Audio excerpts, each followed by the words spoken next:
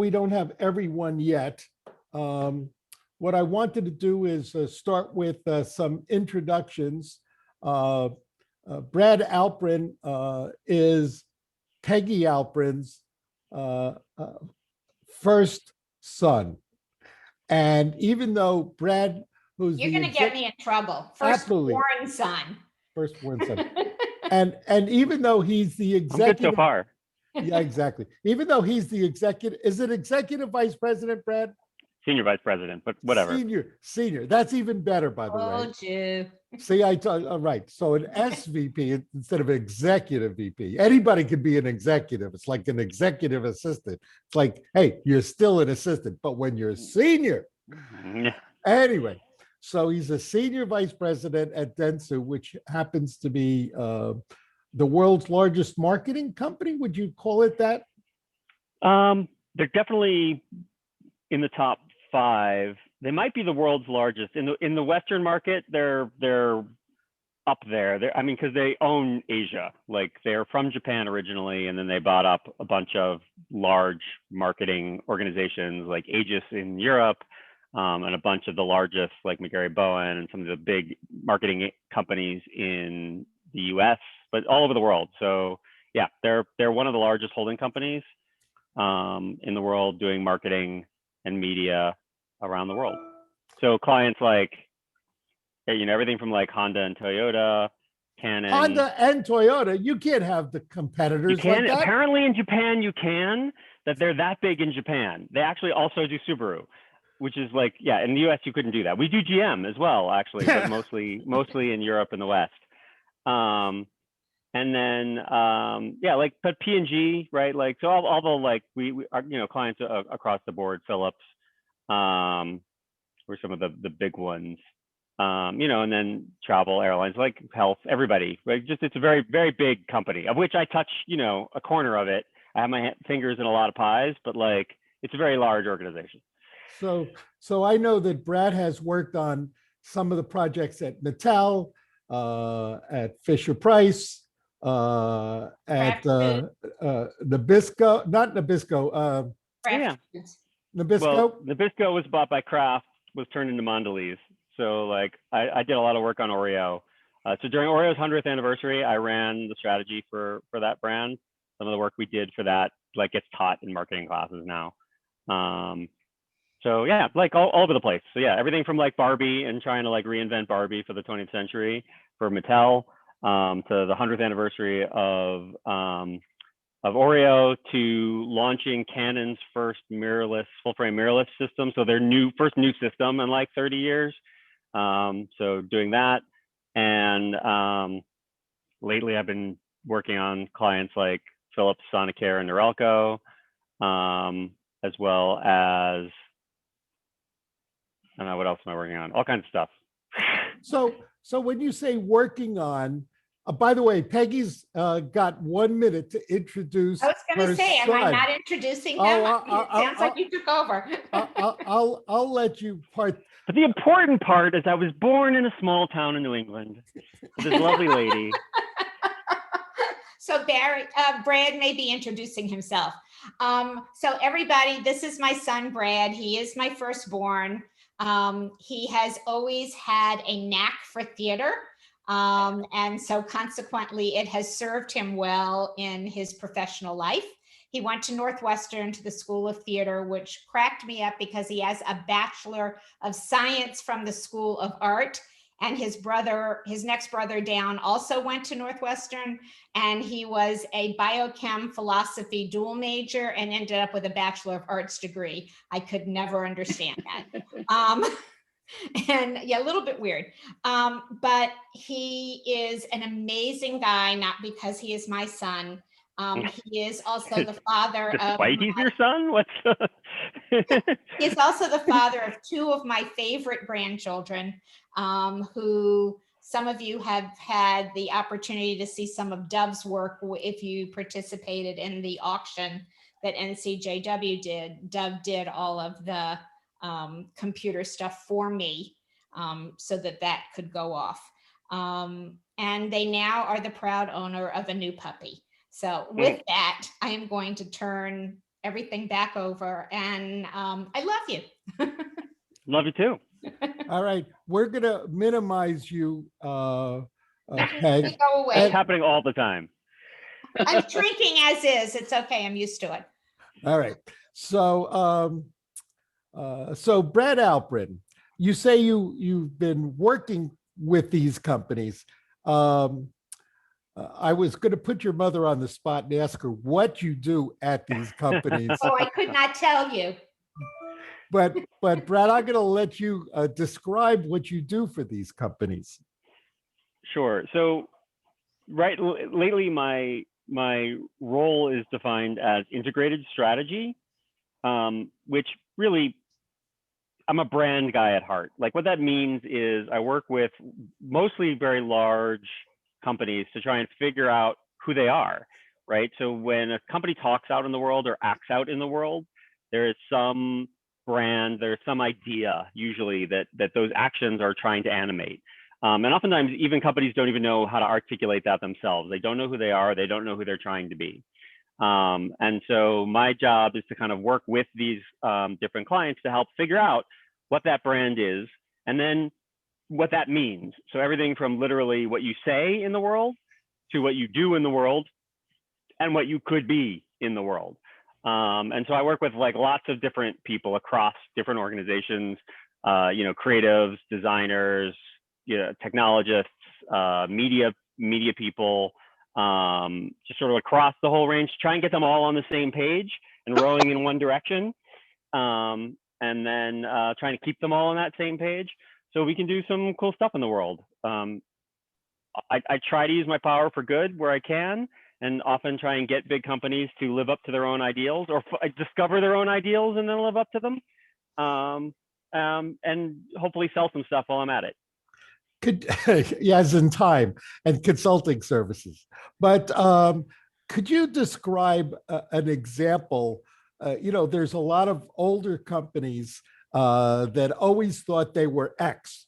And in the new world order, all of a sudden they really should rethink who they are as a company and perhaps even a new focus of where the company should be going.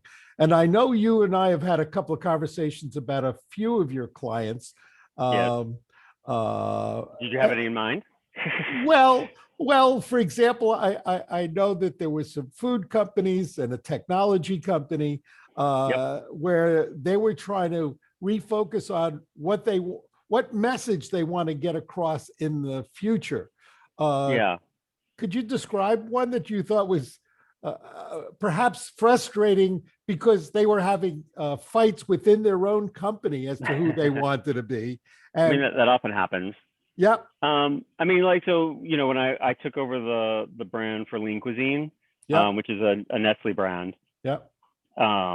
They were very focused on being they were very focused on the cuisine part of their brand. They felt like they were a sort of a diet gourmet brand.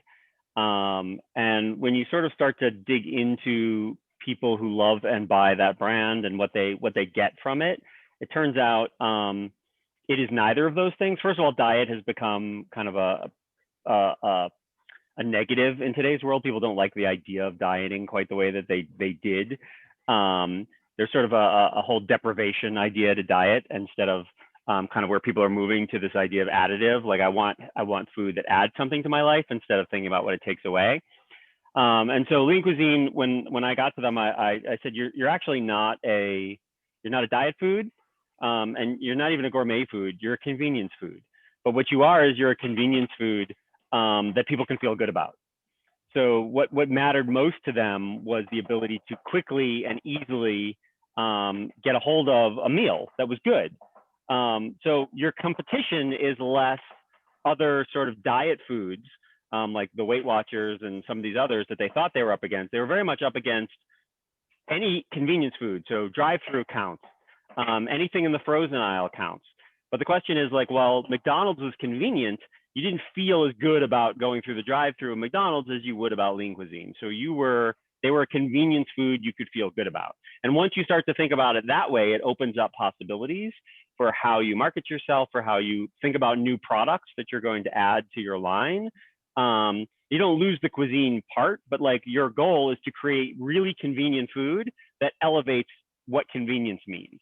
So you start with convenience and then you add on top, instead of starting with diet, which is what they used to do, and then they like added stuff underneath. We're diet, we're kind of pretty good, instead of we're convenient and you can feel really good about it because our quality is good because we, put only good stuff in it. So that's one example. So you're changing the message. And of course, with digital strategy, you're trying to get the message out to the world in a consistent method globally. Well, right. So the whole like marketing has changed dramatically, like in the last 20 years, where the whole idea of marketing used to be, you have a megaphone as a marketer, right? Like you're a big company like a Nestle, and you have a big megaphone, and you can spend all this money putting ads on television and saying the same thing over and over and over again, and you could kind of control your message, right? Tide gets, whiter's whiter than white, and just say it over and over and over again, and people will that'll sink in. But in today's world, first of all, like the media landscape is very fragmented. Television viewing, it's very hard to sort of aggregate a very large audience on television anymore. It almost doesn't happen except for a few very specific moments in time. And even those don't reach the heights that they used to, right? Like a Super Bowl, the Oscars or something like that.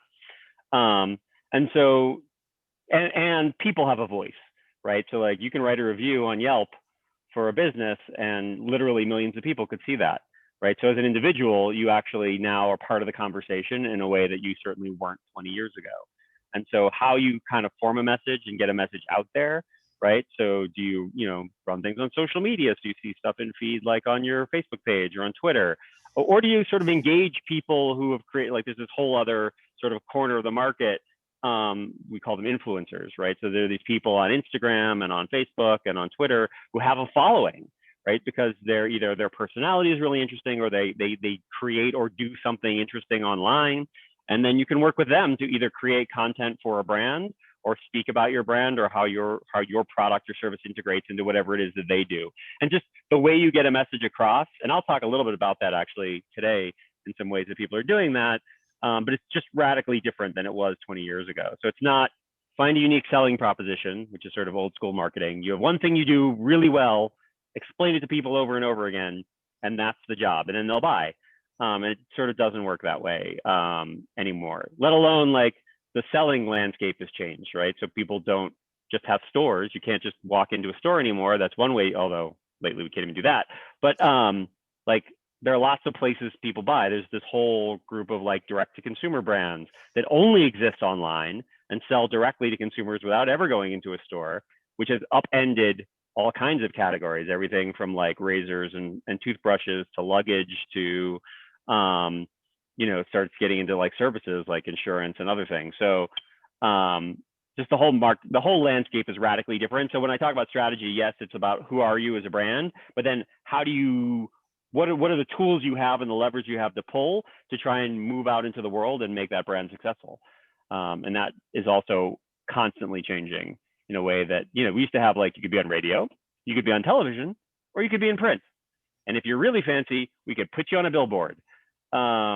And now there's literally hundreds and hundreds of possible places you could intersect with a consumer. Well, so you and I have both been out at the Consumer Electronics Show, and which has been a joy for me. Barry was my guide, my first Consumer Electronics Show, and everyone since was my guide, which was actually great because I don't know if any of you have been to the Consumer Electronics Show. It's insane, it's huge, and it's overwhelming. And my first time there, Barry was absolutely my guide.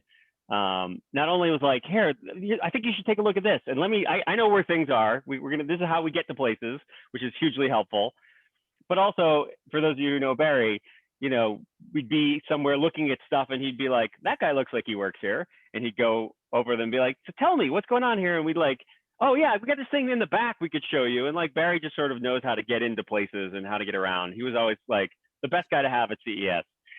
So I'm going to turn this next 45 minutes or so over to Brad. And then if you guys want to chat, I'm going to open up the chat But what I'm going to do is perhaps allow Brad to answer those messages either at the right time or at the end. But at least that. So I'm going to fade away for a little while. And Brad, you should be able to run the show. So I'm going to Awesome. remove myself from the spotlight. And you Brad's, can see the screen? we can see it beautifully. Awesome. So I'm going to take you guys through a little bit about CES 2021, which CES 2021 was hardly anything like any of the other ones we've had before. And it is a little bit of an eye towards, as a guy who works with and for marketers, it's got a bit of an eye towards that. But I think it's got things that are interesting to people who interact with other people. So that might apply to some of you guys. As I was alluding to, CES 20 this year was radically different than any of the other ones. As we all know, 2020 was hardly the year anyone would have expected it to be. The last CES that we all went to in person was 2020. So at the very beginning of 2020, Barry and I were in Las Vegas. And none of us could have predicted at that moment in time how the rest of the year would have turned out. But CES had to adapt to that just like everyone else. And so this year was the first ever all virtual show. They moved the entire thing online. So all the sessions where, you know, there was a keynote and someone from like GM would come and speak, that was all online. But also if you were gonna meet with the people who were exhibiting, right, the different companies who were showing off products, that was all happening online. And so just like you are all now looking at a screen at me, this is how CES happened this year. And so a lot of things had to get rethought, right? Because CES is this sort of insane thing, as we alluded to. It is one of the largest shows of its kind in the world. It literally takes over the entire city of Las Vegas. It has, last year alone, I think there were 4,400, like 4,400 exhibitors showing off 20,000 products and services over the entire city. And it's this enormous crush of people. I get nervous looking at this photo right now, right? Like we've all been like keeping our distance and just looking at this photo, like look at how close everybody is. There's about 170,000 plus people show up at this show, and they are spread out over about 3 million square feet of exhibit space. There's 11 different venues. There's all these unofficial like behind the scenes venues. It's enormous, and it's cool because there's a lot of things that you get to see. Right, like the experience of CES is amazing because it's at one place where you can go and explore and see lots of different things all in one place, like all this different technology, talk to different people, meet different people, you try out stuff, right? So this was me. I think Barry actually took this photo, right, of trying out sort of, you know, my first experience with virtual reality, right? So these VR things where you put on this headset and it tries to give you like this 3D image, and it's got sensors in it. So as you look around, right, your view changes. And I'd seen all kinds of stuff about this, but my first time really trying it out was at CES and really experiencing like, oh, I get it, right? Like I remember being in this underwater scene and I could kind of look around and see like fish swimming below me and the sun up above, and like, oh, I get what this technology is and why it might be important in the future. And the other thing that's kind of interesting is you get to try out all these different products. And I don't know if you noticed this sort of magic mirror here on the right, that's me. And you could kind of hit different things and try out different makeup virtually in the mirror. You'll see Barry is behind me there in that photo. I think this is from a couple of years ago at CES. But, you know, a lot of people think, oh, well, what's great about CES is you can see all these different products about what it is that people are going to be able to buy. And, you know, sometimes there's some amazingly high-tech stuff that people get really excited about. This one had a huge crowd around it, this sort of interactive potato. It was a bit of a joke product, but the guy had a really good spiel. It was basically a glorified magic 8-ball, and you could ask the potato, like, you know, will I be rich? And it would give you a yes or no answer on an app. But, you know, people are like, what kind of products can I buy? Or when, as marketers, right, a lot of my clients, what they want to know is like, oh, is there technology that I could use to get a message across, right? Is this technology maybe something I could turn into an ad? Or, right, is there technology that I could use in my business, right? So this was some smart retail stuff where it's got like a camera and it can kind of keep track of who goes in and out of a store, right? And know things about you, whether it's seen you before and maybe know certain things that you tend to buy, and that could like impact how your store operates. And that's a thing that a lot of people look for. But I think there's a different question that CES answers that I find really interesting and that I like to talk to my clients about. And it's less about what you can buy and what you can use. And it's a bit of a more kind of simple question, but I think more profound. And it's this: where are we going? Right? Because what you see at CES is all of these different companies wrestling with the idea of what is going to be important. What are people going to do? What are they going to use? What are their expectations going to be? That is really powerful stuff. If we could figure that out, you can do all kinds of things with it. But before I get into all that, I'm going to talk about what I'm not going to discuss here. And I'm not going to recap the entire show because I couldn't possibly. It is too big, even the all virtual one.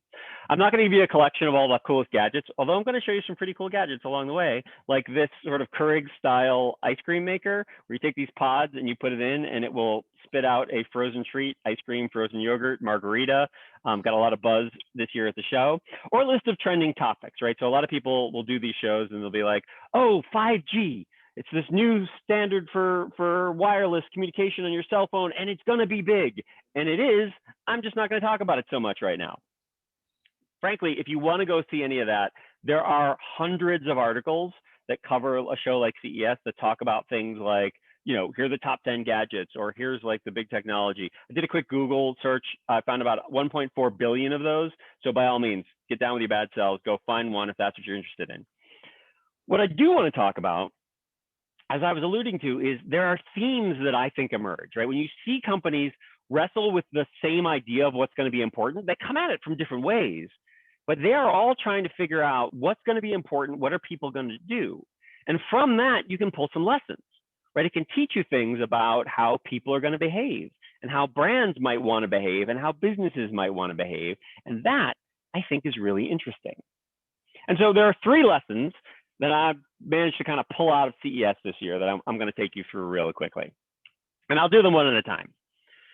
So lesson number one starts with, well, there was a lot of COVID tech, right? So people, like, as we're all sitting at home watching all these things, there was a lot of tech that was sort of hygiene and health. These were the sort of smart masks from a company that actually makes gaming hardware mostly. So it had clear, it had a microphone inside, so it didn't muffle your voice. It had colored LEDs for some reason. But there was a lot of tech like that. But what they're playing with is this idea that I think is really important, which is changing behavior is really hard. We don't like changing what we do.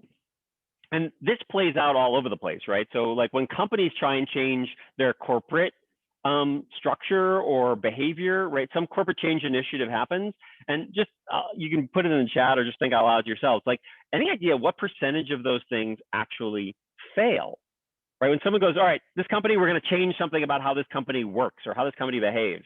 Like, do 10% of them fail? Do 20% of them fail? It turns out over 70% of those initiatives fail. It's not that they don't try, they try to make a change, but it's hard to get people to change. Right? So think about like your own personal habits, right? As human beings, changing our habits are hard. A company like this called Tonal, they were creating these home health programs. So it's this little exercise machine with a screen so you can tap into like a personal coach while you're doing it. That's trying to change your behavior. And any idea how long it takes to form a new habit? This is one of those things that go around, like people are like, oh, it takes a week to create a new habit, or it takes 2 weeks. It actually takes, according to the European Journal of Science and Psychology, 66 days of sustained behavior to change a habit. So that has all kinds of ramifications, right? And by the way, as a brand, there's another thing that a trap we fall into, which is as brands, we try and tell people what to do and how to behave and who they should be.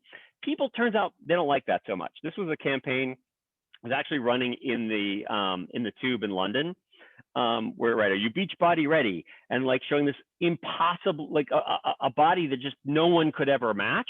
And people did not like this idea. They actually there was a huge backlash against this company. And so instead of creating like a product that everybody desired, they created a product that everybody reviled, because they tried to tell people to be different than what they are. And people don't like that. So it's always harder for people to go out of their way to try something new. And what a lot of companies were wrestling with was how to find a way to kind of create a new way to get you to do something that you were doing already, like to weave itself into your current daily life. And that way you can kind of slowly move the needle, change the bar on what normal is. What I'm showing here is this is a wearable glucose monitor, right? So if you have diabetes and you're used to like taking a little pinprick and it takes a blood sample and it can read your glucose, this thing monitors it without ever being invasive. It actually does it through monitoring. It looks at like the color of the blood through your skin, and it is able to monitor your glucose in real time, feed it to an app. If something goes wrong, it can alert a caregiver or a doctor. So basically, you put this on and you do nothing different. Your life continues exactly the way it was, and yet you're able to monitor your glucose in a whole new way. And there was a lot of technology that was sort of trying to just modify our behavior, right? So this was Kohler, who makes faucets, right? And other sort of fixtures in people's bathrooms and kitchens. And this one had a touchless, right? There was a lot of touchless stuff that we were showing off this year because people, for some reason, are a little worried about touching things other people touch. So all you had to do with this is wave your hand under it to start the water. You also, by the way, you could talk to it and you could say, could you get me 1.5 cups of warm water? And it would do that for you. Or this is one of my clients, Phillips, was showing off something called a BioIntelliSense Bio Sticker. So what this is, so think about this. A lot of people right now don't want to go into a hospital, or frankly, in a lot of cases, hospitals didn't have room for people. So what you could do is you could attach this sticker to someone. So this is it's Bluetooth enabled, and this sticker can monitor you in real time. It can monitor things like your temperature, your respiratory rate, your heart rate, if you're coughing and how often, right? And it can feed all of that via Bluetooth to a device and spit that off like to a doctor. It looks for, and by the way, it's got smarts built in, so it's looking for a change, right? If suddenly you're coughing more, if suddenly your temperature changes, it can alert a caregiver, or it can alert a doctor and say, oh, now you need to come in, right? So it's, instead of saying, you come to the doctor, we'll monitor you in your home while you're doing whatever it was you were doing anyway. Or this one, which I think is fascinating. So this is an augmented reality windshield. So Panasonic was showing this off. So basically, your entire windshield on your car becomes this 3D augmented reality screen. So you look through it, it's transparent, but it's adding information onto the screen. It's three-dimensional. It can show you a route view. It can show you objects or cars or bicycles that come into your space. It'll tell you how tall that bridge is up ahead. So it's adding information through the same screen you're looking at. It's not asking you to add a new device or change your behavior, but creates a lot of power for what you're able to get from that experience. Or even something as simple as this, where this is a device you could attach underneath a table, right, or any sort of space, and it becomes a wireless charger. Or this, people like me who are working from home, this is augmented reality glasses shown off by Lenovo. You can plug them into your laptop, and what it does is it creates a virtual set of monitors. You could have a multiple monitor setup without having to carry around a bunch of monitors. So it works within your routine, but adds some new power to it. The lesson here is integration is greater than interruption. If you can figure out how to adapt to people's current behavior, that's the best way to start to begin altering their behavior. So people, if they feel like brands or businesses are more focused on their own priorities instead of your priorities, we pull away. But when it comes to new behavior, the more fluid that interaction, right? If it's more engaging kind of as part of what you do every day, then you're far more likely to internalize that. I'll give you a quick example from the marketing world. I alluded to this earlier. So Gillette is a P&G, Procter & Gamble, right, making razors. And for years, their whole marketing has been around this idea of the best a man can get. But if you think about, I've talked about, people aren't maybe watching commercials as much as they used to. They're not watching television. So what P&G has been on the forefront of doing is creating content that speaks to their idea. So right now on HBO, you could go stream this on HBO or HBO Max. There's a documentary series called The Cost of Winning. It's actually created in partnership with Procter & Gamble and Gillette. And it's about a bunch of high school kids in Baltimore who are learning to become men, right? And this football program actually has this astounding ability to send these kids who never would have had an opportunity to go to college off to college. And so this is a marketer figuring out how we don't market at people, but we matter to them. And then, so that, by the way, that program, it's not a big commercial. It's a program about the show, but it's speaking to the idea of a best a man can get. And then so Gillette can create, at the same time that they're filming this documentary series, they can create this sort of what I call parallel content, supplementary content. So this is the coach from that program, and he's talking about how they work with these young men to teach them how to be men, right? How to take pride in themselves, how to present themselves to the world. So when you look good, you feel good, you're able to go out and do good in the world, right? So that's very much the message Gillette has always been telling, but this is a totally new way for them to get that idea across.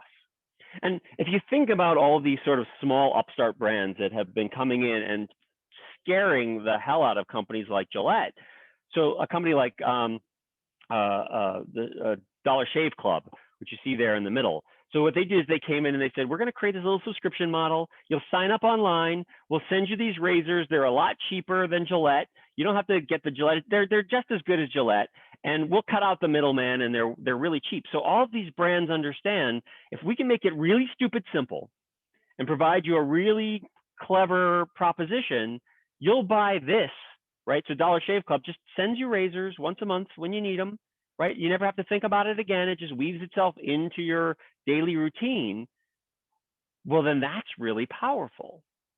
So if integration is greater than interruption, then questions that I often ask my clients to think about are, right, how well do you really understand what your consumer is doing? Not what you think that they're doing, but what they're really doing. And not just at that moment that they encounter your product or your commercial, right? But before that and after that, how are you a part of their life? And how do you try to find a way to join them rather than trying to get them to join you? Anyway, that's lesson number one. Lesson number two starts with this idea, which oftentimes one of the things that people get really excited about at CES is like, what's the new technology that's going to disrupt everything? This word disruption has become very cool in the last bunch of years, right? Some little company comes along and they just beat out all these big established companies. And Uber is kind of the Uber example of this, right? So they came in and they created this model that just changed the game on personal transportation. And then once Uber comes along, people start to imitate it. Right. So once you have this Uber model of like, I can connect supply and demand through an app, then you can have the Uber of flowers. This is a flower delivery app, or the Uber of alcohol, or the Uber of laundry, or the Uber of groceries, or even the Uber of hot man dudes, right? So this is a company that will take young, attractive men and hook them up with people who want a young, attractive man in a tuxedo to come to their home and do whatever it is they need them to do. And so that's an amazing thing. But then a lot of the big companies, right, who are established, what they're really terrified of is that they're going to be disrupted. They will be sort of resigned to the dustbin of history because some new upstart came along and changed the game out from under them.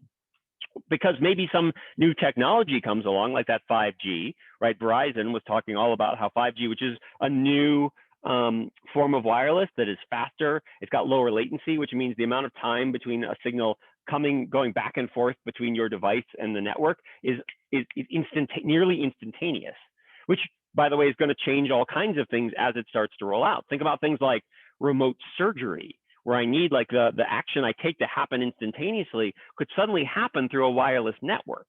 Like that opens all kinds of new things and changes the game in all kinds of places.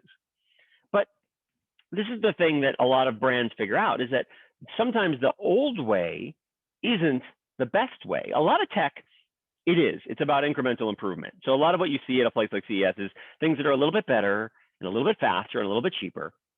But the stuff we remember, the stuff that's really consequential, it doesn't just improve on what was there before, it actually resets the idea of what the best solution can look like. It asks new questions, right? So for example, what if you never have to charge or refill your car? We're used to an idea of a car that you have to like go and fill with gas. And then people are like, oh, well, we'll have electric cars and you have to refill them with electricity. But what if you never have to do anything to refill your car? So this company out of Scandinavia, Sono Motors, was showing off this solar-powered electric vehicle. So the entire skin of this car are covered with flexible photovoltaics, with flexible solar cells. So the entire outside of the car is one solar cell. So while it's sitting parked in the street, it's charging. And they ran all the math, right, of like the average number of days of sun in Germany would be enough to charge the car to go 17 kilometers a day. And the average driver in Germany drives 15 kilometers a day. So do the math and like, wow, suddenly you never have to refill your car again. Or what if like we think about the idea of we have to bring keys or a fob or something along in order to get into our car. But Bosch was showing up this whole system that that any manufacturer could add to their car called perfectly keyless, because you already have that device in your pocket and it can connect to your car and it can tell you it's you and not someone else, and it can open your car. And by the way, you could share your keys with a family member for just 2 days because I want to lend them the car. So it's more powerful than a key, and it's already there. It's a device you already have. And you can change the idea. GM was radically altering the way that it thinks about vehicles. So we often talk about, well, this SUV has a certain kind of motor, and it has a certain kind of drivetrain, but like GM is throwing all of that out the window. And they announced this thing called the GM Ultium platform. So it's this common platform that has batteries and motors and it's the whole chassis, and they can build different cars on top of that same platform.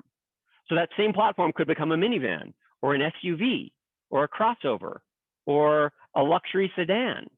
And maybe you change the number of batteries depending on how much power you need, but I don't need batteries and motors anymore. I just need a platform. And once I build that platform and I start building autonomous vehicles on top of it, a car that can drive itself, I can rethink what that looks like. So this was a Cadillac personal autonomous vehicle concept that they were showing off. And notice it doesn't really look like a car the way we think about it. Why do we all sit in a car facing in the same direction? Well, that's an old set of notions based on an old set of technology. So they said, well, actually, we're going to all sit around like a coffee table because the car's doing the driving.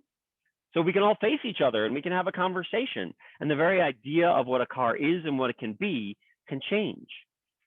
The lesson here is that the needs beat categories. We talk about disruption. I would argue that disruption isn't about superior technology. It's about superior empathy. What people really want to do is solve a problem. They want to get something done. They don't care what the category is. So the brands that do a better job of understanding what it is that you really need and do a better job of giving it to you, those are the ones that win. And the world is full of examples of people who fell into the trap of confusing what it is that they offer with the need that they fulfill, right? Think about Kodak, classic example. Kodak started to think that what people really wanted was film. Actually, they thought what you wanted was great film, but it turns out nobody ever wanted film.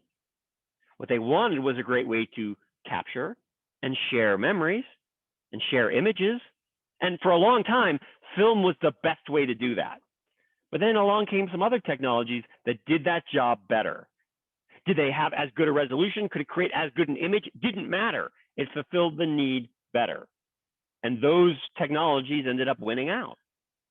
I think a really great example of this right now is Peloton. You guys are familiar with Peloton, right? My wife is, we have one, we got one. She's like a huge Peloton fan. So Peloton are these bikes, these sort of exercise bikes that have a screen on them. And so you can take a live class, right, with a person on the other end, real time, who's telling you what you need to do and like can kind of get you excited and take you through the exercise. Peloton has been on this tear. They actually have not been able to keep up with demand. And here's an interesting question. What kind of company is Peloton? Are they a hardware company? Are they a software company? Maybe they're an app company because they have an app. Actually, maybe they're a content company. They have studios all over the world creating this content. Actually, maybe they're a social networking company because people can actually share and connect through this experience. And Peloton is none of those things and all of those things because Peloton doesn't care. They just did a better job of figuring out what people wanted and giving it to them, and they cannot keep up with the demand that they're facing right now. If needs beat categories, then I always tell my clients, right, anytime they start with a problem, they often start thinking about like, what category are we in? Or what business unit am I coming from? And that's the wrong question. What need do you fulfill? What job is a consumer hiring your product or your service to do? And then how are you better empathizing with them, understanding that need so you can do a better job of fulfilling it? All right, lesson number 3. Lesson number 3 begins, as all good lessons do, with an emotional support robot. This is an emotional support robot. It's a muffling robot. It makes these little sounds, has a little heartbeat, it's warm, it moves, it's fuzzy, right? And so maybe if you're feeling lonely or depressed, this little robot can help you get through it. And that's a long way from where CES started. This year is the first CES. This is a picture from 1967. It was here in New York City, which is where I am right now. It was at the Hilton Hotel, actually. And it was born out of the Chicago music show, actually, CES. So, because if you think about it, all the early kind of consumer electronics were mostly audiovisual, right? So they were radios, they were record players, they were televisions. But as human beings, yes, we see and hear, and that's important, but we have other senses, like we're more complex than that. And so technology has been on this journey to try and provide ever richer experiences to us, right? To speak to multiple senses, to connect to us in a more emotional level, to recreate sort of more natural experiences through technology, like this thing here. This device is, it's a connected perfume device. And so what it does is it has a bunch of different scents in it. And then you have an app that's connected to it. And you'd be like, I'm going to go into a business meeting. And so you hit a button and it will combine those scents in a different way. So you can create a business fragrance to make you smell more businessy, I guess. But technology trying to figure out how to engage more of our senses. So this here is a thing called a tack suit. What it does is you wear this. And so if you are in a virtual environment, it adds a sense of touch. So if I'm in a virtual meeting and someone puts their hand on my shoulder, I could feel their hand on my shoulder. If I'm playing a video game where I'm punching people and I'm getting hit or shot, I could feel that in the game. It creates a much more immersive experience. Or this, which I think is fascinating, and it's a little hard to describe. It's something Sony was showing. It was called a spatial reality display. And so it's a flat monitor, just like any other monitor you've ever used. But it's actually beaming a different signal to each of your eyes. And it's got some sensors in it, so it's watching where your eyes are in relation to the screen. So if I move my head around, right, so my eyes are moving and it's actually changing in real time the view on the screen. So I kind of like look off to the side of the monitor. I could see what's going on over there, almost like it's a window instead of it being a screen. So think about if I'm trying to design an object and share that with someone remotely, or creating some kind of entertainment content, it kind of creates a much more visceral, much more realistic experience. Or even something as simple as this. This is a company called Inverse, and they were showing off, they were using these simple kind of 2D cameras to create what they were calling live 3D holograms. The idea is if I'm in a virtual environment, it's scanning my face in real time to create a 3-dimensional representation of me. So we can kind of lean in. It feels more like we're really there and sharing a space in real time, even though we're not. The lesson here is to think whole human. So often what businesses try and do is they engage with consumers, the people who buy and use their products, instead of thinking about engaging with human beings. Because people, like we know this, we're all human beings here, right? And we respond when people establish a connection that's more than just rational, right? The more engaging an experience is, if you're engaging people through multiple senses, through an emotional response, the more impactful that interaction can be. Think about, I don't know if you guys know, how much energy someone like Starbucks puts into crafting the experience of walking into a Starbucks store. They think through what it smells like. They think through what the soundtrack is. They think through what the textures are on the walls and the tables. They think through what kind of experiences you're going to have, and are they personalized, and how they engage you. Because the more they think that through, the more engaging that experience is, the more you feel attached to that place and that experience, the more time you'll spend there, the more money you'll spend there. Something that happened during the whole COVID thing, this is a client of ours, Anheuser-Busch InBev.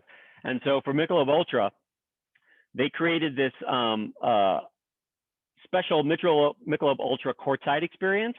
So what they figured out was, like, people were missing the whole experience of a live sporting event. So even while the NBA was happening in a bubble, it didn't feel the same because there weren't people in the stands. They weren't cheering. I couldn't see how excited other people were getting. And so they partnered with Microsoft, and they did this thing where, like, fans at home could sit in front of their screens and could be in the stands, right? They could see each other, they could cheer. They created this whole sort of virtual experience to try and recreate more of the experience of enjoying live sport. It's not the same, but it was much more engaging than it was before. So if you can create these multidimensional experiences, that can have a real payoff. Or think about, I don't know if you guys know how much attention and time goes into creating like a retail environment. So this is a client, Pandora. It's a jewelry store. They make these little like charms, right, for people, different kinds of jewelry.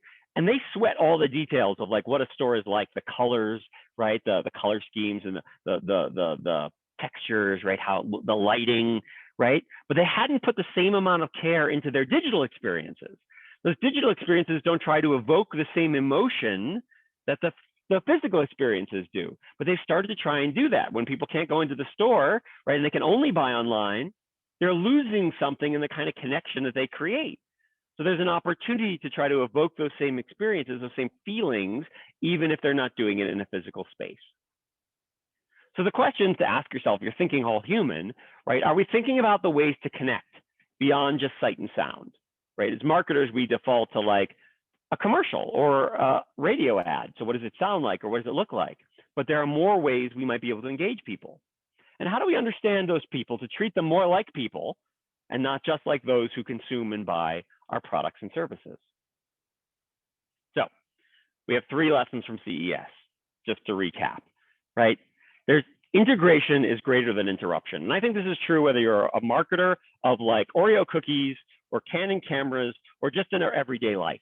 That if you're trying to get people to change their behavior, if you figure out what they're already doing and find a way to work into that, that's a good way to start trying to get them to shift their behavior. If I meet them where they are now and then slowly walk them towards something new. Lesson number 2 is needs-be categories. Stop thinking about what the category is, but understand what it is that people really need. Same thing, like if I'm trying to get someone to do something new or do the thing that I want them to do, then maybe I really need to understand what job they need done. And if I can figure out how to do a little bit of that job, maybe I'm the one they're going to come to when they need that thing fulfilled. And lastly, if I want to engage with someone, what are all the ways in which I can engage with them, right? That's why maybe like I bake something before someone comes into my house. What does it smell like? What does it sound like? What does it feel like? There are lots of ways I can engage someone's senses, because the more human that interaction is, the more impactful that interaction can be. And so this is the thing that's really fascinating about all of this, right? Technology has been on this journey, when we think about CES, from this massive amount of complication. So this was the dashboard from a Model A Ford car, right? The first mass-produced vehicle ever released. So as you can see, this dashboard is not terribly complicated. And technology has taken us from that, which was like state of the art, to this world where everything has gotten increasingly more complex. So this is the new GM electric Hummer that's going to come out this year, right? So just way more complicated. And the technology has gotten crazy. And then it's gotten more diverse, right? So think about like the early days of a telephone, where every telephone looked exactly the same and it functioned exactly the same. And everybody knew what it was and how to use it, to this world where a phone, there's hundreds of different models. And by the way, it doesn't just do one thing at a time. It can do hundreds of different tasks. Or the whole idea of a device that sits in a corner and just does one thing and never talks to any other device has gone away. Because now we have these fancy devices that we walk around that adapt and connect to more people and to other devices and to different businesses and communities and ecosystems than ever before. And so there's really no analogy that works with computers and technology anymore, right? Like we used to use, like, there are sports analogies or entertainment analogies that helped us understand technology. And there's no analogy that works anymore except for this one: nature itself. Nature itself is the only thing that is as complex, as all-encompassing as technology has become in our lives.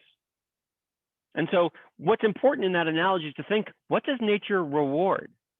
And it's not always what you think. It doesn't always reward strength. And nature, it doesn't always reward speed, or it doesn't even always reward smarts.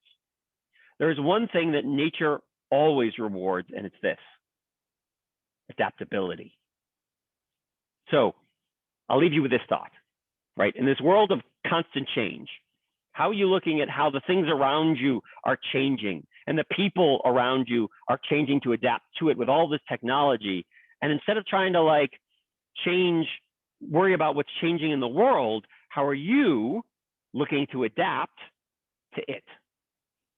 Anyway, thank you guys so much for your time. I really appreciate it.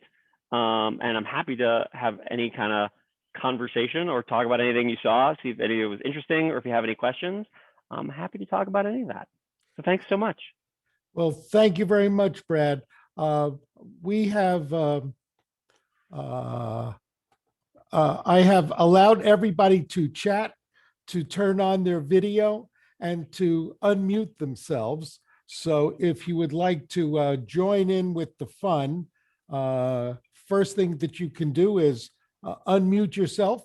You can turn on your video. And if you have any questions, Danny, I love that picture of Brad. First of all, Brad, I want to thank you very much. It was very engaging. It was wonderful. Thank you all. It was wonderful. And I am so glad that we got to record this. So Peggy, from now on, you'll know what your son does. Some version of that, yeah. Thank you very much for doing this, because when people ask me what Brad does, I always say, ask Barry. So Yeah, exactly. I just point them to this video, something like that. I certainly will. And so does anyone have any questions? I don't see anything in chat. You can now chat, by the way. And if you want to unmute yourselves, you should be able to do that. But I thought it was pretty interesting, as we've gone to these CES shows. There's an area, by the way, that we always get to see, which is the CES Awards. Is that what it's called, Brad? I forgot. Yeah, they have it's like the Innovation Awards, where the CES pins sort of best of or most innovative in different kind of categories. And there's usually one room in the stands, I think, usually, right? Yep. You kind of can, and they sort of put one of all the things that won that award. You kind of walk through and see, oh, this massage chair or this, cool new monitor or whatever, all in one place. Kind of see those awards. Yeah, and you always wonder, because some of the products are really stupid. Some of them, they'll take three different disparate products and merge them together. So I remember the first one was for the beach. It was this is probably 30 years ago. It was a cooler with a radio in it, and I forgot what else. So it would cool your beer and it would play your music. And it was whoa, that was an interesting product. So anyway, so let's see. Blinder. Peggy, you had a question about handicapped? no, I said that this levels the field in many cases. Yep. for people who are handicapped. So all of the rethinking that you have talked about, if someone is blind and you will no longer be prevented from driving a car because the car that you showed, the concept car, will be something that they can get in the car and say, I want to go to Broadway and drop me off Yeah. at a particular address. There's a whole class of technology that's doing that in various ways. Like there were a set of glasses that were showing up last year that were refined this year that can read text to you, right? So if you're blind, right, it could actually like look at a page of text and read it to you. So suddenly like that technology is stepping into gaps all over the place. But some of them aren't even to help people who have a disability, but that same technology ends up getting applied to kind of everyone. There's a whole sort of movement in the disability field that talks about how you sort of design that design mindset helps everyone. So like a curb cut that was designed to help someone in a wheelchair be able to get up and down off the sidewalk is just as useful to someone pushing a stroller, right? Like that's just a better way to design a city, even though you were thinking about it in one context. It turns out that context is often bigger than perhaps what you originally thought, and that those innovations have benefits all throughout society. And there's a whole corner of CES that deals with all of that. Also, the same thing with us as seniors, okay, in this community. There are things that unfortunately over the years, we are no longer able to do as efficiently. And I'm sure that has become a big market because a lot of the population is now, baby boomers are all becoming seniors. Yeah. So somebody's and talking in the background of one of the persons. So I don't know. Jules, nice to see you on. I'm sorry to interrupt. I don't know who's talking. Sorry, I didn't mean to. Thank you.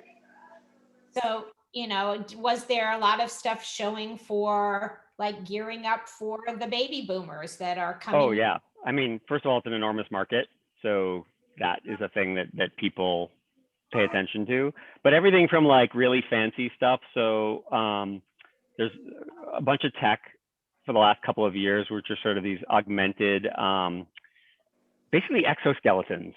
So like you'd wear this little thing on your waist and it sort of attaches to your hips. And when you're walking up and down stairs, it adds just like a little extra like oomph as you're going. So like suddenly going up and down stairs is easier. And by the way, it's got gyroscopes in it. So it keeps you from like, keeps your balance. So like you'd basically be able to kind of go about your daily life in the same way using technology to kind of like help kind of close the gap when certain other things become more difficult. Or like a whole class of services, trying to help people remain independent in other ways, right? So like to monitor things at home so you don't have to go to another location. So how can you like access care, access like some of the stuff I was showing earlier, like medical care is starting to rethink the way we deliver care. And again, it's just as useful if you're like stuck at home and during a COVID pandemic and we don't have enough ICU beds, and how could I send someone home but still monitor them, right? But that same technology is useful where like, oh, maybe I can let people kind of, maintain a more independent lifestyle, but actually know if something is medically urgent, so that it could like feed that information to a caregiver or to a doctor, and steps could be taken. You don't have to wait till you get up and get to like a doctor's office. So there's a lot of tech that's thinking through this in ways that have, like I said, that are, in some cases, they're being targeted specifically to like baby boomers, but that same tech, people are like, oh, that actually is useful in lots of different ways. And so they're trying to find ways to like make it work in a number of different scenarios. But yeah, that's also like a whole class of stuff you've seen for like past couple of years, at least in my experience, that is really trying to play into, wow, there's a whole market here that has needs that we can meet with technology. And I have one more question for you, love. Yeah. So there is baby boomers, you're Gen X, there's Gen whatever is right now. What is the difference that you are noticing from the younger population that's coming up, that's entering the workforce or entering away from their parents, that you notice that's really different about what their needs are compared to what the needs have been for other age groups? I mean, there's a lot of things. There's attitudinal differences. So like what they think are important, both for themselves and for society, is very different from like baby boomers to Xers to, you know, Gen Z and beyond. But there's also a lot of like, you know, we often talk about sort of digital natives, right? So people who grew up in a world like, you know, my kids have never known a world without smartphones. Well, they were sort of invented when they were really young, but like the world has always had an incredibly powerful computing device in your pocket that can access all of human knowledge and connect you to almost anyone, anytime, anywhere on demand.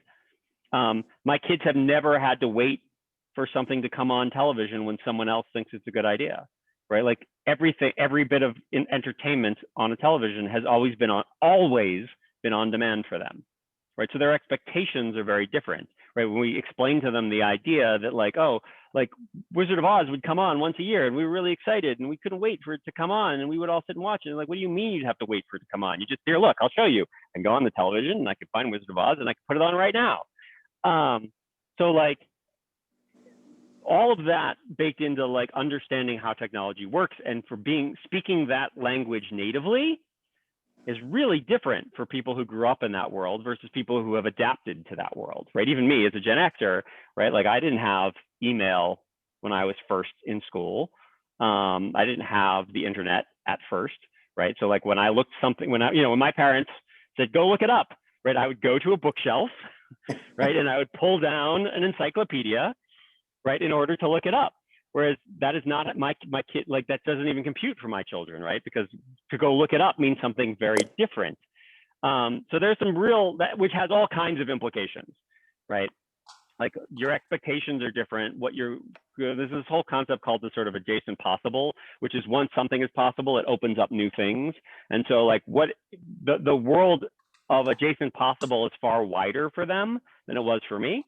And that has all kinds of implications, both from what their attitudes are, what their expectations are, but then just like what they think is good for the world is just really different than what other generations do. They're far more connected. They're far more, as a general rule, have a much more global mindset and a much more wide angle view of the world than we did. Shlomo, did you have a question? I keep seeing I your do. hand. Okay, I that's what do. thought. I enjoyed the presentation very much, and I was late, sorry, so you may have answered that. My question is about robotic and the AI, specifically about the technology that the man-machine relationship, the technology that replaces people in simple tasks like an assembly line and in much more complex one like medical analysis. Any conversation about that? A lot. Actually, so AI, as you said, there's a lot of conversations around AI. There have been a number of breakthroughs in things like machine learning, which is a way in which you get machines to exhibit things that look like intelligence. It's not exactly what we thought AI was going to be 20 years ago, where we sort of thought we'd create a digital brain and it would think the way a human does. We haven't quite gotten there, but we're able to mimic a lot of that, which, as you say, has a lot of implications. And we're at this point where the technology and the societal framework in which it exists has not come into alignment. So like you said, there are things that used to require a human being to do them, but increasingly a machine is getting really good and in often cases better at doing those same things. Now, this is not the first time in history when that's true, right? So you think about like technology has always come in and displaced what used to require a human being or an animal, right? Like some other sort of natural way of doing something with a machine, and then other stuff has come in to fill its place. And that's still true today. but we haven't really figured out all of the ethical and societal ramifications of AI and what that really means. And there's a lot of talk about what that is.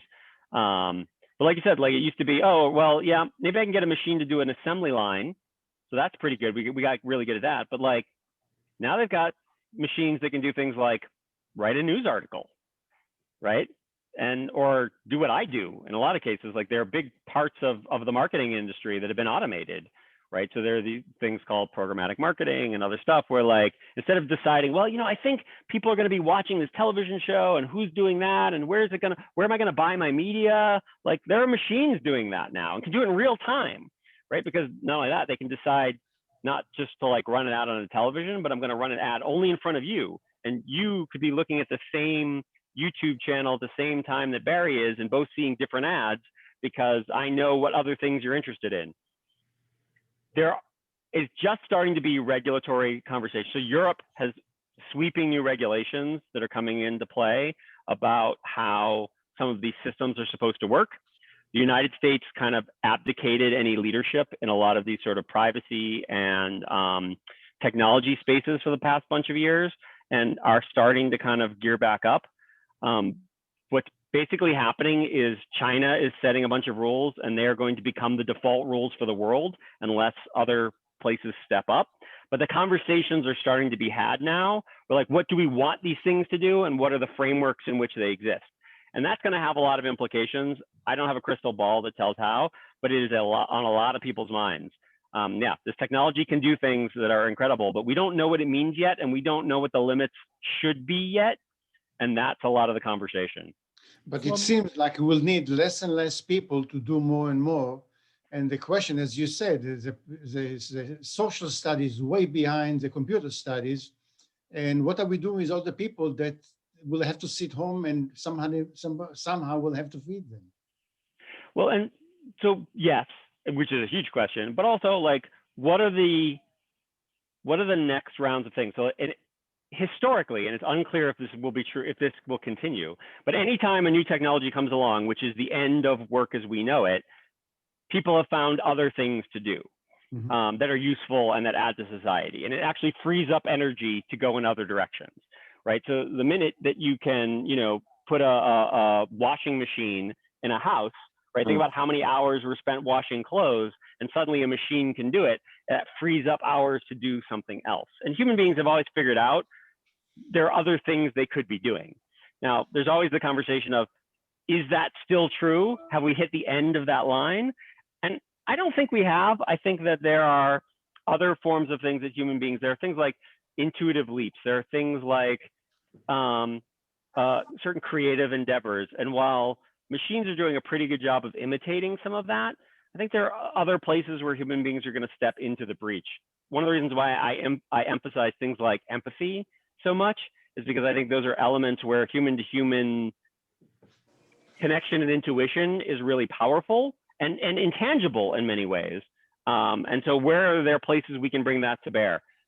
We don't know what that looks like yet. I'm still confident that human beings will find other things to do with the energy that gets released when they don't have to do those things. It doesn't mean there won't be pain in the midterm, right? So if you spent your entire life getting good at, you know, manufacturing a product and yet now a machine can do it, or like you said, I'm a doctor and I'm really good at diagnosing people. And suddenly machines are getting really good at diagnosing people. In some cases, better at diagnosing people. What do I do with my time? And you individually may not be able to adapt, but people writ large are figuring out how to adapt.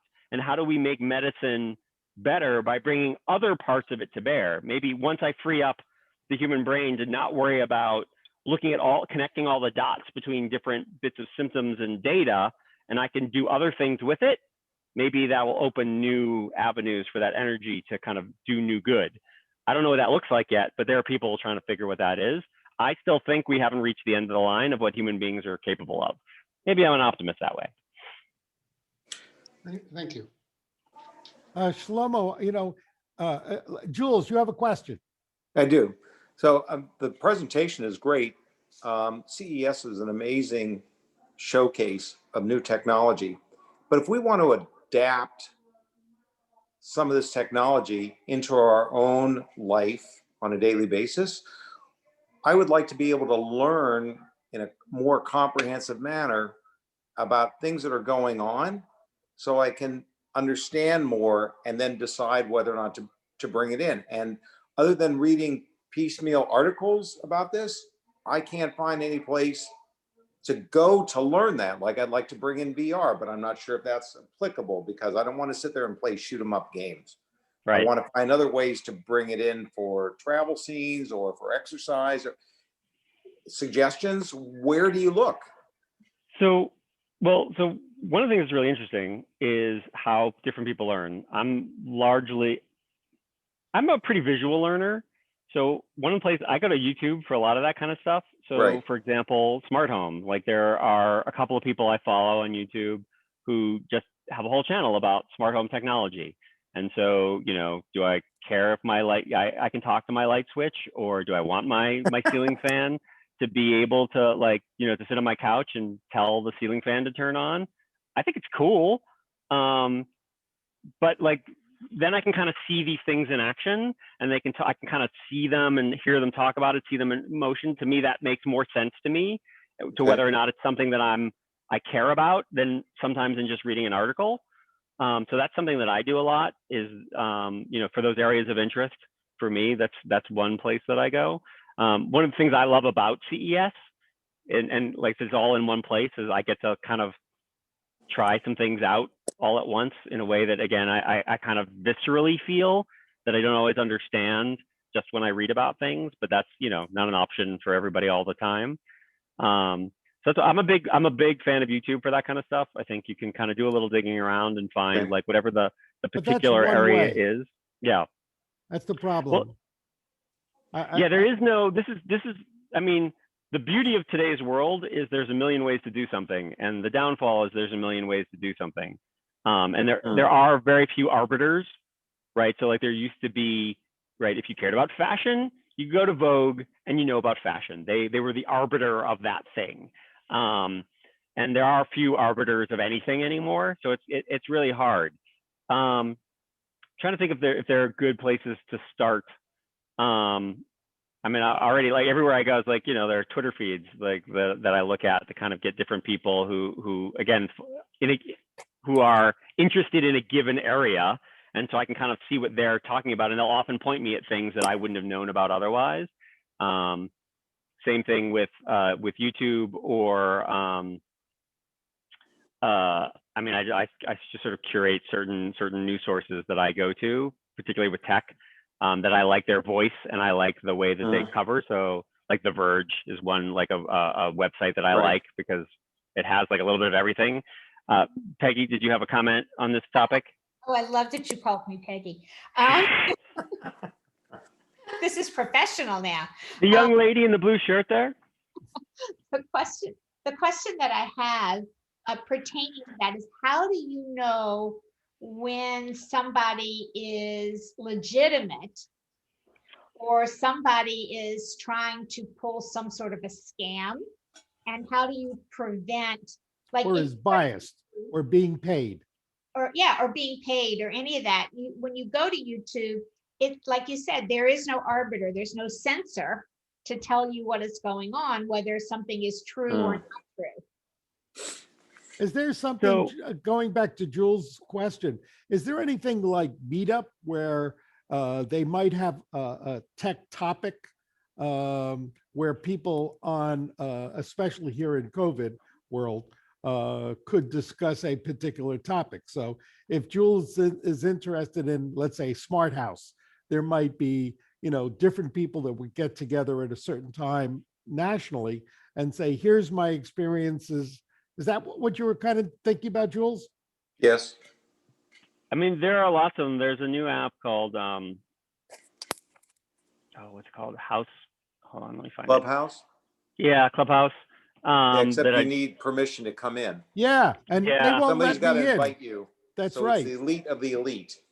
So maybe I can send one to Barry, and then he can kind of filter it around. Cool. Now, Oh, you're in? What? Yeah. Okay, well then, Jules, you're getting one soon. Thank you. Great. But I mean, with any of those new things, like they're nice because like everybody hasn't gotten there yet, and so often the quality of sort of conversation and content tends to be very high because you sort of really want to be there to be there.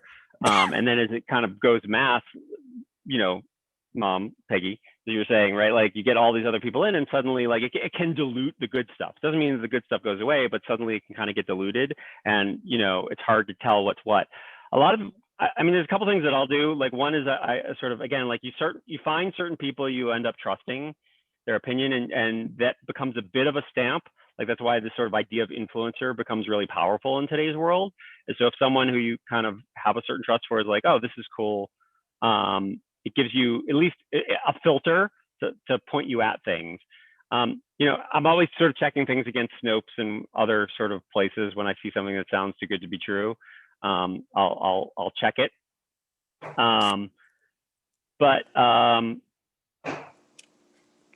Yeah, I mean, to some degree, you got to do a little work to kind of triangulate in on the things that are good. Or like I said, you sort of find those initial sort of influencers who point you in a direction where you sort of trust that they're doing a little of the work in the background, and being upfront, right? So like those guys are like, well, I'm taking money from these guys, and they're being upfront about it. So at least you know how to like weigh that into, you know, what they're saying. And if you feel like it's still what they're saying matters to you and is useful. But you find them, like there's certain people I follow on Twitter, there's certain people I follow on YouTube, there's certain people I follow, and then like they're like, oh, this is cool, I came across it, like good, all right, that's a thing I might want to check out. But I personally, part of my job is just keeping an eye on this, so I subscribe to just newsletters, and you know, I get my email is half like, you know, different newsletters and different daily things, and you know, emails from colleagues and stuff on LinkedIn, and just part of what I look for is like a certain level of noise, and that tells me there's something going on that I should pay attention to. And it might be like pay attention to it and debunk it, but that's part of my own thing is I look for like when there's enough noise, people are sort of buzzing about something, then it's something I should probably pay attention to. But that helps me in my world because I can't look at everything all the time. There's only so many hours in a day, and not all of it ends up being as important as it thinks it is. Jules, did you have a second question? No, I'm good. Okay. Thanks. Thank you very much. But I would add to that you know, you have to figure out a source that leads you to a stronger source that leads you to an even stronger source. There's an overload of information out there. The question is trying to figure out who's honest and who's going to lead you down the fair and honest path. And Shlomo, I'm sure, has figured that out for a long time because he's a technologist, and you know, it's you just got to keep digging at it and testing to see if three people think the same thing is true. So well, and there's plenty of like, you know, the landscape is littered with the next big thing that turned out to not be the next big thing. Like, you know, lots of people can decide it's really important and really useful and going to change the world, and it turns out not so much. And, you know, the opposite of like, you know, the thing that kind of nobody was paying attention to turned out to be really important. And so there's like many things in my world, and like all of our worlds, right? Like it depends is often my answer. When people are like, tell me what's true, you know, tell me X. I'm like, it depends. There are circumstances that come to play that decide whether or not this is something you should be thinking about. I wish I could give you a more straightforward answer other than, yeah, like you find your sources. And like I said, and certain things, just I think certain environments lend themselves to a better understanding of certain kinds of things. Like I said, like an article is a good way to learn about some things, but sometimes I want to see it demonstrated, and that's where I'll go to YouTube for that. Sometimes a conversation between people about it is what's more useful. And so I look for environments where that is something that is useful, and you kind of hear people go back and forth on something.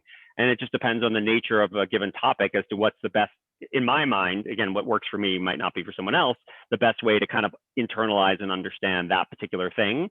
And so I looked at different platforms and different environments depending on the nature of the thing. And hence the dilemma of IT or technology executive, the sins of commission and sins of omission. Doing something that happens to be wrong or not doing something that happened to be right.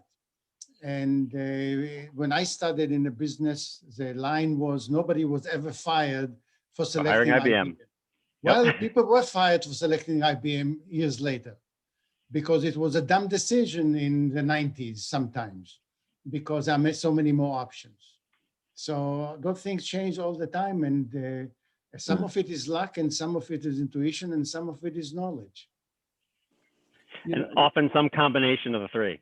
Always.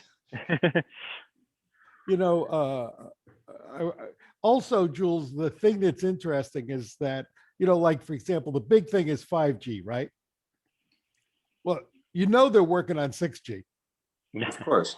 Right. So the question is, and you know, it's like, well, why did they put those functions or features in 5G if they already knew that we were going to need that? So, Apple does the same thing. Yeah. Of course. Apple doles out their technology in increments, very small increments, even though they have other technology that's more advanced, because then they can market and sell it twice instead of once. Yeah, That's but right. this is also where you start to look for like, where are those things underneath, right? So like Barry, to your point about 5G, like one of the reasons people are buzzing about 5G is it's actually a bit of a sea change. More than like where 3G to 4G was incremental, it got better, right? Like more throughput, faster speeds, but 5G is a kind of a rethink of the infrastructure, and it has some pretty big ramifications, and none of them will be clear right away for a lot of reasons, right? First of all, 5G is harder to deploy.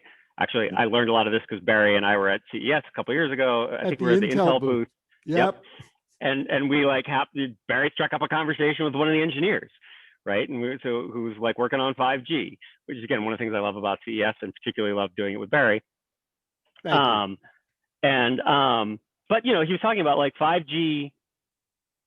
It has amazing promise, but it's also harder to implement, right? Whereas like one tower of like a 4G tower can cover a much wider range than that ultra wideband 5G that people are buzzing about. So you have to have like an order of magnitude more towers, and they don't go as far. They don't penetrate things like walls as well, right? So like there's a lot of problems to solve, but the underlying technology, like I said, has potential for, and oftentimes less for like you and I and like what sort of the individual, but from a business standpoint, right? Think about things like autonomous vehicles, think about things like managing delivery fleets, right? Like there's lots of places where like that kind of like real-time, low latency, high throughput communications opens up possibilities. And not the least of which being like the rethink of 5G means you can have way more connections happening at the same time in the same space because they rethought how those things work. So like 4G was sort of hitting the theoretical limit of how many different devices could be connected and communicating at one time. And 5G sort of opens that up because it changes and it's variable. So like a high throughput need is sort of allocated more of the pipe than like a low, like if I'm just downloading a web page that uses very little information.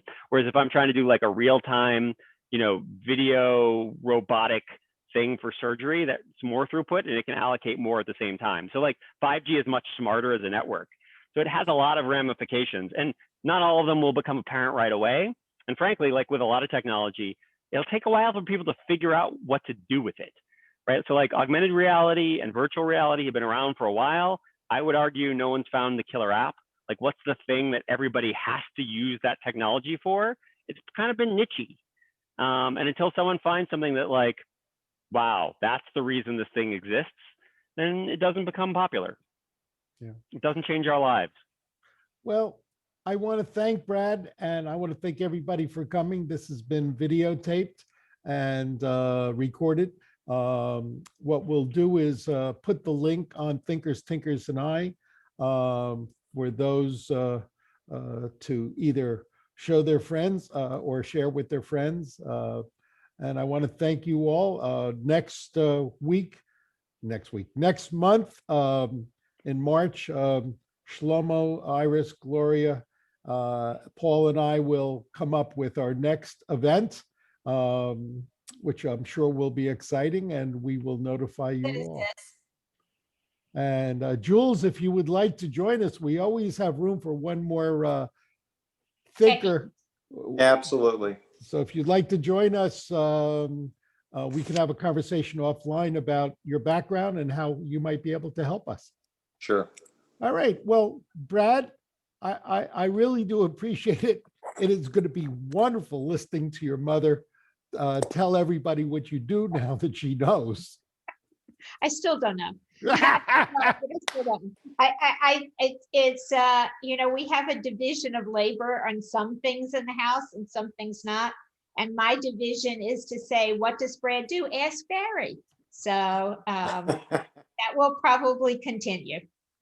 We are very lucky at Valencia Shores. We have, as it turns out, Brad, I think one of the community members has a couple of high-level people at Apple. Someone is a relative of Mark Zuckerberg, and apparently he's been in our community before. So We'll send you a link for those if you want. that's right. Great. So maybe one of these days we will try to talk some of those high-powered people, and maybe next year, next February, we can have you back again. So thank you very much, and I look forward Pleasure. to spending time at CES show. And for all, I'm going to say good night. Thank you. Thank you all. Thanks for having me, guys. Good Have a night. great Thank one. you. Thank you very much.